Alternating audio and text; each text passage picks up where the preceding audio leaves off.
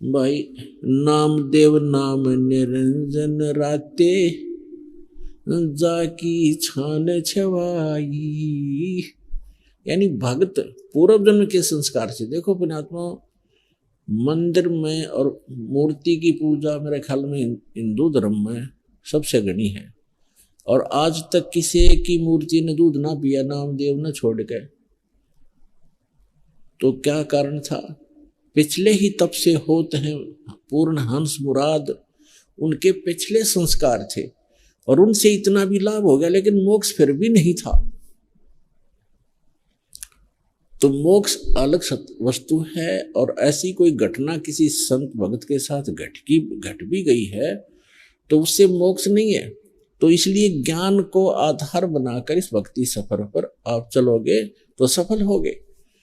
तो वो मंत्रों से लाभ होगा, मंत्र जो पूर्ण हो मर्यादा पर रहोगे तो बात बनेगी। फिर क्या बताते हैं भाई, काशीपुरी कबीरा होते ताही लखो रे बाई,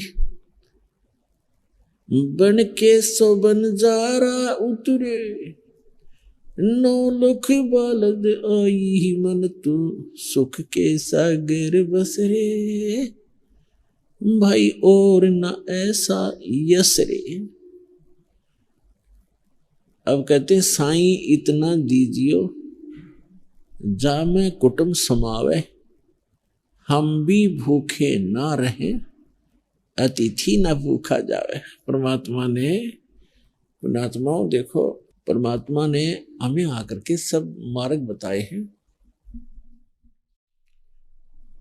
अब जैसे स्वामी रामानंद जी को परमात्मा मिले, सचखंड लेकर गए, फिर वापस छोड़ा, तब उन्होंने कहा था दोहू ठोर है एक तू, कबीर भगवान को कहा था। 104 वर्ष के स्वामी रामानंद ब्राह्मण थे, महर्षि, वेदों के, गीता पुराणों के मर्मज्ञ ज्ञाता माने जाते थे। परमात्मा से परिचित होने के बाद कहते हैं कि दोहू ठोर है एक तू, भया एक से 2, गरीब दास हम कारणे तुम आए हो मगदो।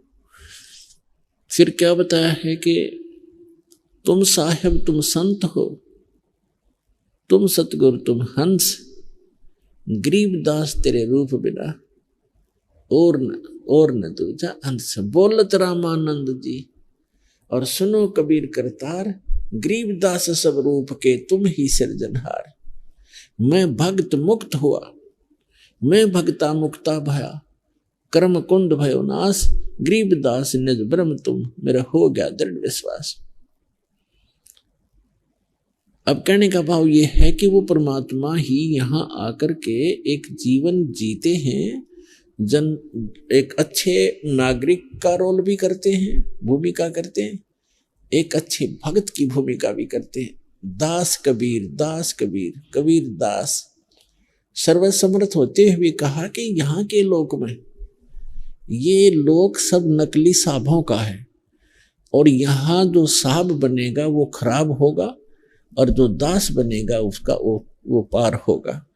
तो यहाँ परमात्मा ने एक रिहर्सल करके दिखाई, कबीर दास कि मैं दास कहूंगा, मेरे बच्चे भी ऐसे बोला करेंगे तो इनका कल्याण होगा, अहंकार घटेगा, अहंकार जिसके अंदर है वो परमात्मा दूर हो जाता है।